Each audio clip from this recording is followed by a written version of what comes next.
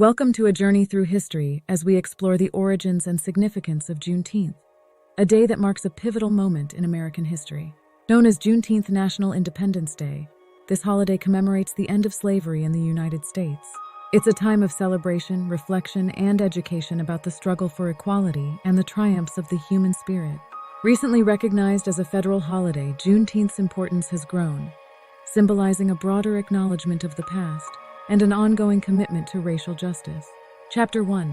The Emancipation Proclamation. The Emancipation Proclamation, a critical turning point in American history, was announced by President Abraham Lincoln amidst the raging flames of the Civil War. It was an audacious attempt not just to undermine the Confederacy's war efforts, but also to redefine the purpose of the war itself. Initially, the Civil War was primarily fought to preserve the Union, but with this proclamation, it morphed into a crusade against the institution of slavery. However, the proclamation's reach and impact were inherently limited. It targeted only those states in active rebellion against the Union, leaving slavery untouched in the border states and in areas under Union control. Essentially, it freed slaves only where the Union had no power to enforce it. Moreover, the proclamation was a military order, necessitating Union military success to become effective. Thus, for many slaves, true freedom remained elusive, contingent on the progress of Union troops southward. Chapter 2. The End of the Civil War. By April 1865, the American Civil War was drawing to a close. The Confederate forces, weary and depleted after 4 long years of intense conflict, began to surrender. The most notable of these was the surrender of General Robert E. Lee to Union General Ulysses S. Grant at Appomattox Courthouse, which significantly marked the beginning of the end for the Confederacy. However, despite the official end of combat, many areas in the Deep South, including Texas, remained isolated from the realities of the Union victory and the implications of the Emancipation Proclamation. Texas, due to its geographical remoteness and the minimal presence of Union troops, became a refuge for slaveholders. They moved there with their slaves to escape the reaches of the advancing Union forces.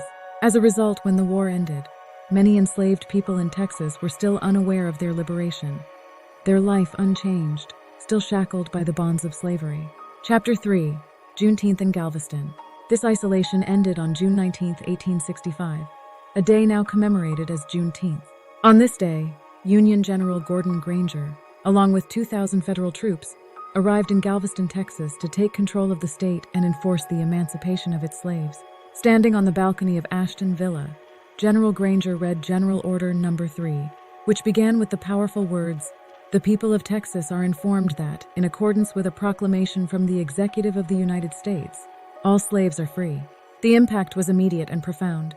The streets of Galveston erupted in celebration as thousands of former slaves joyously embraced their newfound freedom. The first Juneteenth was marked by festive gatherings, communal prayers, singing spirituals, and the ringing of church bells, etching that day into the memory of every participant. These jubilant celebrations not only marked the liberation from physical bondage, but also symbolized the unyielding resilience and indomitable spirit of African Americans. Juneteenth thus became a symbol of total emancipation, contrasting sharply with the conditional liberation that had previously been dictated by geographical and political limitations. Chapter 4. The Spread of Juneteenth.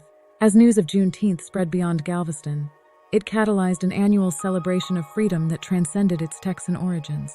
The holiday was enthusiastically embraced across Texas, and over time by Black communities throughout the southern United States. The celebratory traditions varied, encompassing everything from prayer meetings and speeches to community-wide barbecues, rodeos, and street fairs. Central to these gatherings were the readings of the Emancipation Proclamation, affirming the legal and moral foundations of the celebrations. Despite the joyous nature of Juneteenth, it also served as a solemn reminder of the struggle for equality and the resilience required to overcome adversity. It became a day for the African American community to honor their ancestors' hardships and to educate younger generations about the value of freedom. Cultural expressions such as the wearing of traditional clothing, the singing of spirituals, and the recounting of personal narratives enriched the festivities, reinforcing a sense of identity and community among participants. Chapter 5. Juneteenth in the 20th and 21st centuries.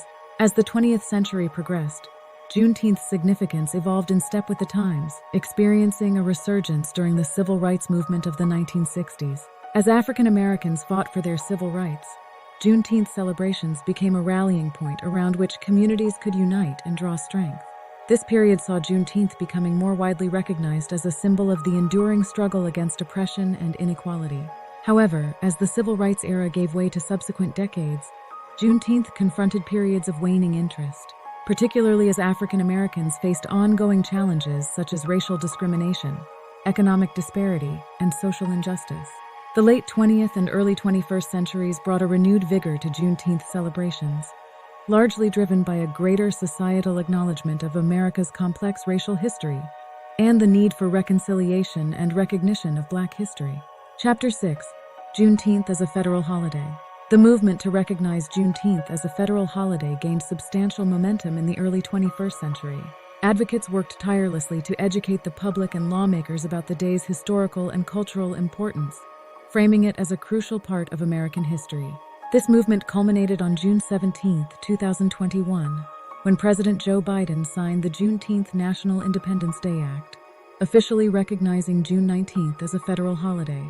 This act marked a significant recognition of the systemic injustices that have plagued African American history and acknowledged the ongoing efforts toward racial equality and healing.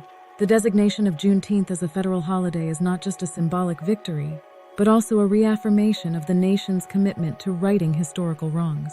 It encourages reflection on the part of all Americans about the legacy of slavery, the struggle for civil rights, and the ongoing pursuit of equity and justice. The federal recognition of Juneteenth serves as a reminder that freedom and justice are continuous endeavors requiring the collective commitment of the entire nation. In conclusion, the historical journey of Juneteenth from a regional commemoration to a national holiday encapsulates a broader narrative of African American resilience and activism. It remains a powerful reminder of the struggles endured, the victories achieved, and the work that remains in the quest for equality and justice. As we celebrate Juneteenth, we recognize it not only as a reflection of past sacrifices, but also as an inspiration for future generations to continue the fight for a more inclusive and equitable society. Juneteenth stands as a testament to the strength and determination of those who fought for their freedom and those who continue to fight for equality. It reminds us of our shared history and encourages us to live up to the ideals of freedom and justice for all. As we reflect on this day, let us remember that history is not just about the past. It is a guide for our future. Let Juneteenth be a beacon of hope and a call to action as we continue to strive for a more just and equitable society.